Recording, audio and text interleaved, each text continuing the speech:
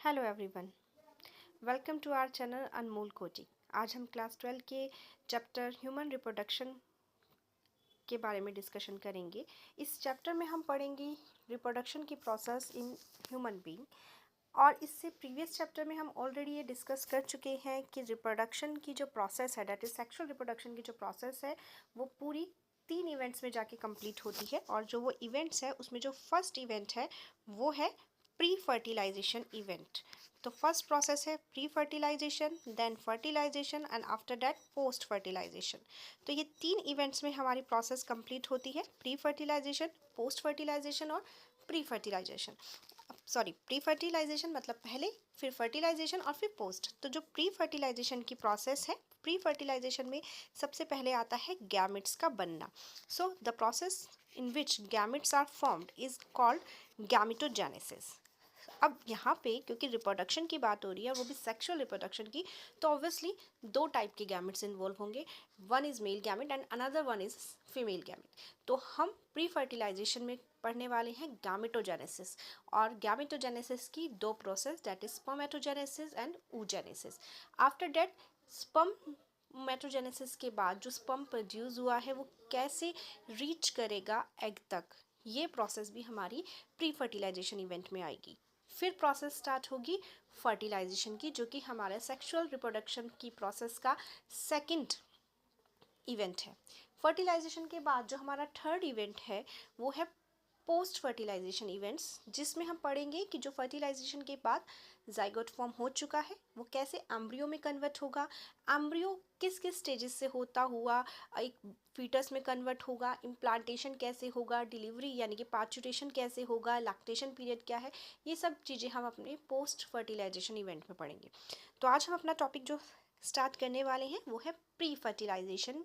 और pre fertilization में भी हमें मेन सबसे पहले मेल बॉडी में गैमेट का फॉर्मेशन, दैट इज स्पर्मेटोजेनेसिस, और फीमेल बॉडी में गैमेट का फॉर्मेशन, दैट इज oogenesis के बारे में पढ़ेंगे। बट oogenesis या स्पर्मेटोजेनेसिस से पहले हमें एक सिस्टम के बारे में पढ़ना होगा। तो आज जो हम अपना मेन टॉपिक पढ़ रहे हैं वो है मेल रिप्रोडक्टिव सिस्टम। अब मेल रिप्रोडक्टिव सिस्टम का मतलब हुआ कि एक ऐसा सिस्टम जहाँ पे मेल गैमेट बनेगा। तो आज हम सिर्फ उसका स्ट्रक्चर पढ़ेंगे, हम अपनी नेक्स्ट वीडियो में स्पर्मेटोजेनेसिस को कवर करेंगे। तो जो मेल रिप्रोडक्टिव सिस्टम है, इसको पढ़ने के लिए आप मेरे साथ साथ फ्लो चार्ट बनाते चलिए। तो मेल रिप्रोडक्टिव सिस्टम ऑब्वियसली कहाँ पे लोकेटेड है, पैल्विक रीजन में लोकेटेड है। क्या आता है, अब सिस्टम क्या होता है, कोई भी चीज़ जो सिस्टम है इट मीन्स उसमें ऑर्गन है, क्योंकि लिविंग ऑर्गेनिज्म में जो बॉडी है वो बेसिकली बनी है सेल्स की। Cell is the basic unit, उसके बाद बनते हैं टिश्यू, देन ऑर्गन सिस्टम। तो हम यहाँ पे जब बात करते हैं मेल रिप्रोडक्टिव सिस्टम, तो मतलब हम एक ऑर्गन सिस्टम की बात कर रहे हैं जिसमें होंगे बहुत सारे ऑर्गन। और वो ऑर्गन क्या है, वो है टेस्टिस, एसेसरी डक्ट्स, ग्लैंड्स और एक्सटर्नल जेनिटेलिया। तो टेस्टिस, 4 चीज़ें हम यानी कि 4 टाइप के ऑर्गन्स पढ़ने वाले हैं यहाँ पे, टेस्टिस, एसेसरी डक्ट्स, ग्लैंड और एक्सटर्नल जेनिटेलिया। चलिए स्टार्ट करते हैं टेस्टिस से। Testes are situated outside the abdominal cavity with the pouch called scrotum. अब ह्यूमन बॉडी में जो टेस्टिस होती है वो आउटसाइड द बॉडी होती है। बाकी मोस्ट ऑफ द सारे जो हमारे ऑर्गन्स हैं वो बॉडी के इनसाइड है, कोई थोरिक कैविटी में है, कोई एब्डोमेन कैविटी में है, पर जो टेस्टिस है वो एब्डोमिनल कैविटी में नहीं है, वो एब्डोमिनल कैविटी के बाहर आउटसाइड द बॉडी है। और ऐसा क्यों है, ऐसा इसलिए है क्योंकि जो टेस्टिस है वो प्रोडक्शन करती है स्पर्म का, और उस स्पर्म प्रोडक्शन के लिए बॉडी से अप्रॉक्स 2 और 2.5 डिग्री सेल्सियस टेम्परेचर कम की ज़रूरत है for the process of spermatogenesis. अगर ये टेस्टिस बॉडी के इनसाइड होगी, एब्डोमिनल कैविटी में होगी, तो ये टेम्परेचर जो टेस्टिस का अभी है वो 2 या 2.5 डिग्री बढ़ जाएगा, जिससे जो प्रोसेस है स्पर्मेटोजेनेसिस की वो प्रॉपरली नहीं हो पाएगी। इसलिए जो टेस्टिस है वो एब्डोमिनल कैविटी के बाहर लोकेटेड है। अब क्योंकि वो एब्डोमिनल कैविटी के बाहर लोकेटेड है तो उसको कवरिंग के लिए, ताकि उसको प्रोटेक्ट करने के लिए कवरिंग है, जिसको क्या बोलते हैं, स्कॉटम। तो स्कॉटम में क्या है, टेस्टिस है, और क्यों है, ताकि टेम्परेचर कंट्रोल किया जा सके, which is necessary for the process of spermatogenesis, that is the formation of sperms.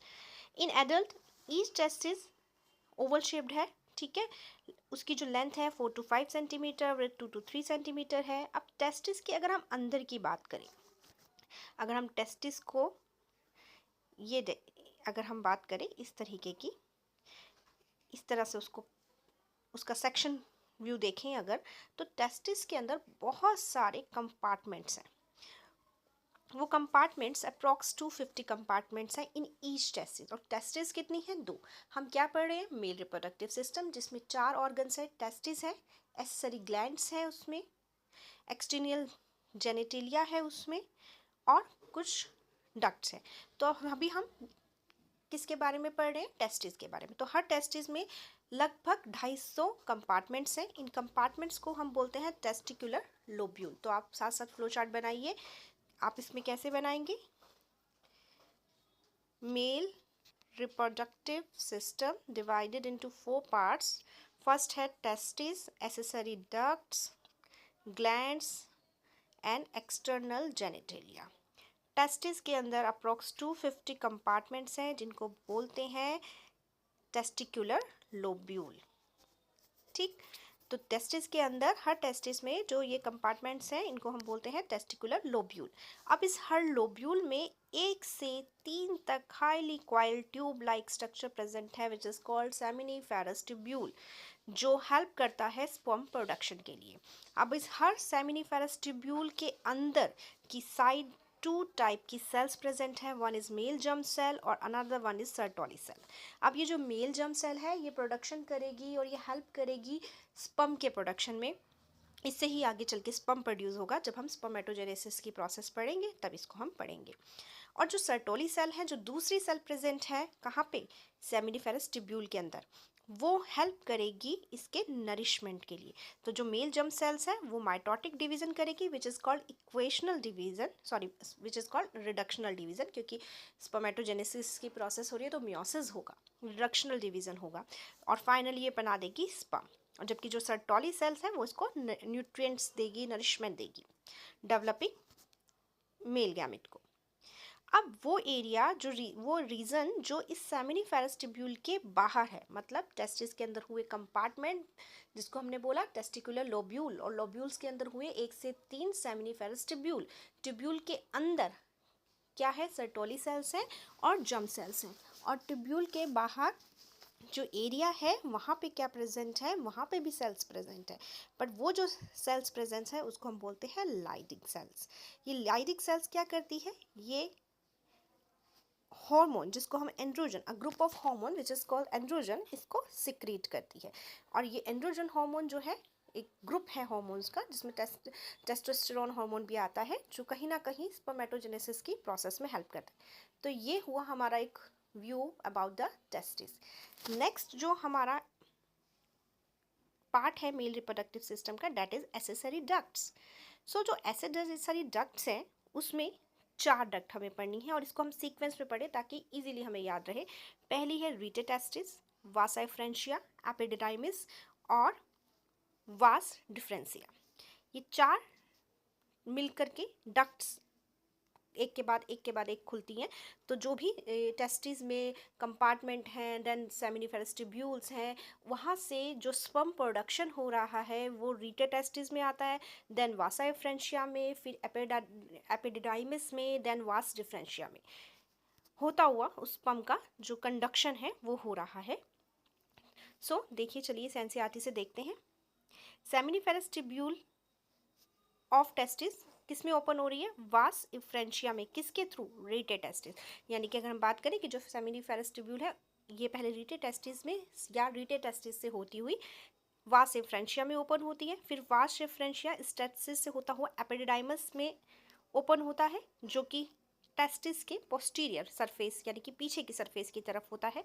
Epididymis फिर वास डिफरेंशिया में जाकर के खुलता है, और फिर लास्ट में ये सब ओवर द यूरिनरी ब्लैडर, मतलब साथ में, क्योंकि मेल में यूरिन और स्पर्म कंडक्शन के लिए सेम पाथ है।